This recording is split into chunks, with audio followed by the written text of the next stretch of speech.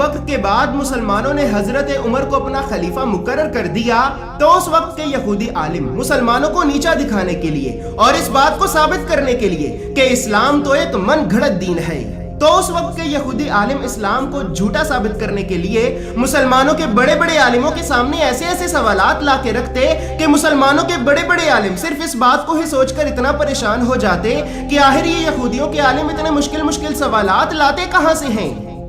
تو اسی طرح ایک دن یہودیوں کے 3 بڑے عالم حضرت عمر کی خدمت میں حاضر ہوئے اور نہایت ادب اور احترام سے کہنے لگے کہ آئے مسلمانوں کے خلیفہ، ہم علماء یہود کے عالموں میں سے 3 بڑے عالم ہیں۔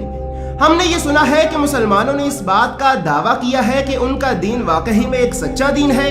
تو بس اسی وجہ سے آج ہم آپ کے پاس اسی بات کو جاننے کے لیے آئے ہیں کہ آپ کا ہی دین کیوں، آپ کا دین کس وجہ سے ایک سچا دین ہے۔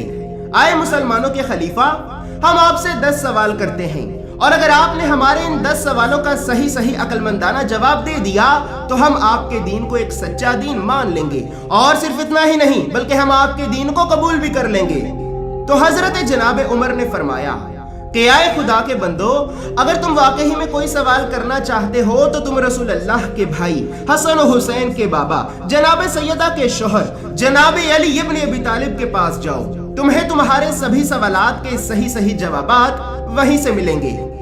تو اسی طرح وہ تینوں یہودی حضرت امام علی ابن ابی طالب کی خدمت میں حاضر ہوئے اور نہایت ادب اور احترام سے کہنے لگے کہ آئے جناب علی ابن ابی طالب،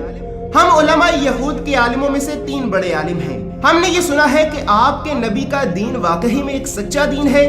اور یہ دین وہی اس آخری نبی کا دین ہے کہ جس آخری نبی کا ذکر ہماری کتابوں میں موجود ہے۔ بس آج ہم آپ کے پاس اسی بات کو جاننے کے لیے آئے ہیں کہ واقعی میں یہ اسلام اسی آخری نبی کا دین ہے کہ جس آخری نبی کا ذکر ہماری کتابوں میں موجود ہے۔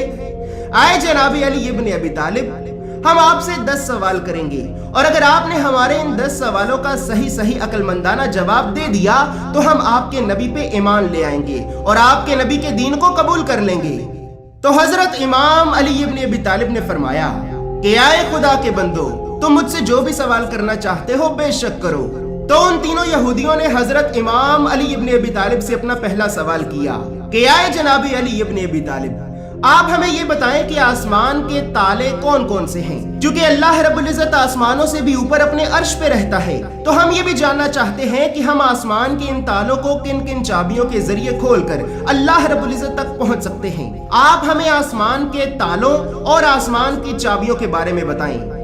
ویورز، یہاں پر یہ بات یاد رہے کہ ان یہودیوں کے کہنے کا ہرگز یہ مطلب بالکل بھی نہیں تھا کہ ہم جسمانی طور پر کس طرح آسمان سے بھی اوپر جا سکتے ہیں، بلکہ ان یہودیوں کے کہنے کا مطلب یہ تھا کہ ہم روحانی طور پر کس طرح آسمانوں سے بھی اوپر جا سکتے ہیں۔ اسی طرح ان یہودیوں نے حضرت امام علی ابن ابی طالب سے اپنا دوسرا سوال کیا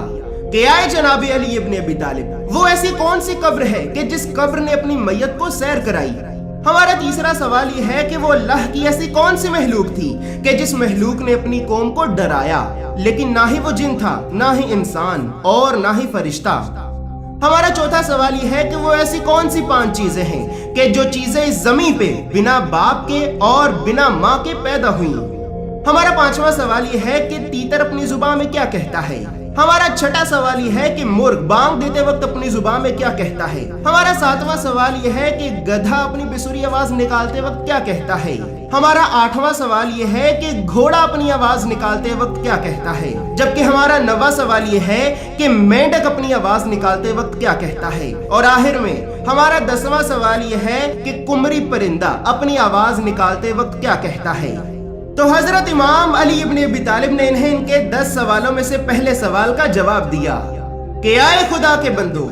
شرک آسمان کا ایک ایسا تالا ہے کہ جو اللہ کے بندوں کو آسمان سے اوپر اللہ تک پہنچنے ہی نہیں دیتا، جبکہ اللہ رب العزت ہر مومن انسان کی دعا 7 آسمانوں سے بھی اوپر اپنے عرش پہ سنتا ہے، لیکن ایک مشرک انسان کی کوئی بھی بات پہلے آسمان سے بھی اوپر نہیں جاتی۔ اور آسمان کے اس تالے کی چابی لا الہ الا اللہ محمد رسول اللہ ہے۔ جو شخص سچے دل سے اللہ اور اللہ کے رسول پر ایمان لاتا ہے تو پھر اللہ رب العزت اس بندے کی ہر وہ نیک دعا قبول کرتا ہے کہ جو اس کا بندہ چاہتا ہے، اور نہ صرف اللہ اس کی دعا کو قبول کرتا ہے بلکہ اس کی دعا کو 7 آسمانوں سے بھی اوپر اپنے عرش پہ سنتا ہے۔ اسی طرح آسمان کا یہ تالا انسان کا شرک کرنا ہے، اور اس تالے کی چابی اللہ اور اللہ کے رسول پر سچے دل سے ایمان لانا ہے۔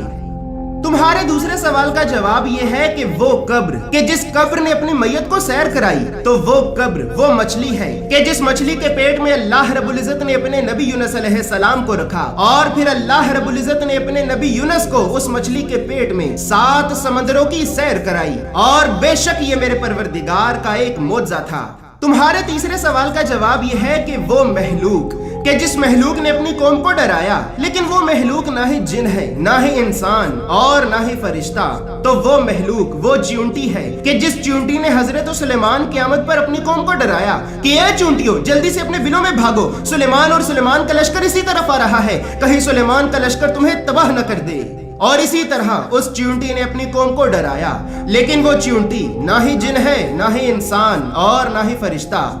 تمہارے چوتھے سوال کا جواب یہ ہے کہ وہ 5 چیزیں کہ جو بنا باپ کے سلب اور بنا شکم مادر کے پیدا ہوئیں، تو ان میں سب سے پہلے حضرت آدم علیہ السلام، دوسری بی بی حوا، تیسرا اسماعیل علیہ السلام کی قربانی کا وہ دمبا کہ جسے اللہ نے آسمان سے بھیجا، چوتھی حضرت صالح کی اونٹنی، اور 5واں حضرت موسیٰ علیہ السلام کا عصا۔ اور اے بندے خدا، تیتر اپنی زبان میں کہتا ہے کہ آئے غافلو، اللہ کو یاد کرو اور اس کی یاد سے غافل نہ رہو، کیونکہ اس کائنات میں وہ صرف ایک اللہ ہی ہے جو بنا کسی فائدے، بنا کسی لالچ کے صرف اور صرف تمہارے بارے میں سوچتا ہے۔ گھوڑا کہتا ہے کہ آئے میرے پروردگار، چونکہ میں ایک بہترین سواری ہوں، تو آئے میرے پروردگار، تم میرے ذریعے مسلمانوں کو کفار پر فتح نصیب کر۔ گدھا چونکہ گدھا ہے، اسی وجہ سے وہ کہتا ہے کہ اے میرے پروردگار، تو جرمانہ وصول کرنے والوں پر لعنت کر، جبکہ مینڈک اپنی زبان میں کہتا ہے کہ پاک ہے وہ ذات کہ جس کا ذکر سمندروں کی گہرائیوں میں بھی کیا جاتا ہے، اور کمری پرندہ اپنی زبان میں کہتا ہے کہ اے میرے پروردگار، تو محمد و آل محمد کے دشمن پر لعنت کر، تو رسوا کر انہیں جنہوں نے میرے نبی اور میرے نبی کی آل پہ ظلم کیا۔ اس کے بعد جیسے ہی یہودیوں کے عالموں نے حضرت امام علی ابن ابی طالب کی زبان سے یہ سنا، تو وہ لوگ حضرت امام علی ابن ابی طالب کے قدموں میں گر کر اس بات کی گواہی دینے لگے کہ لا الہ الا اللہ محمد رسول اللہ، بے شک ہم اس بات کی گواہی دیتے ہیں کہ اللہ کے سوا کوئی عبادت کے لائق نہیں، اور محمد صلی اللہ علیہ وآلہ وسلم ہی اللہ کے رسول ہیں، اللہ کے رسول ہیں۔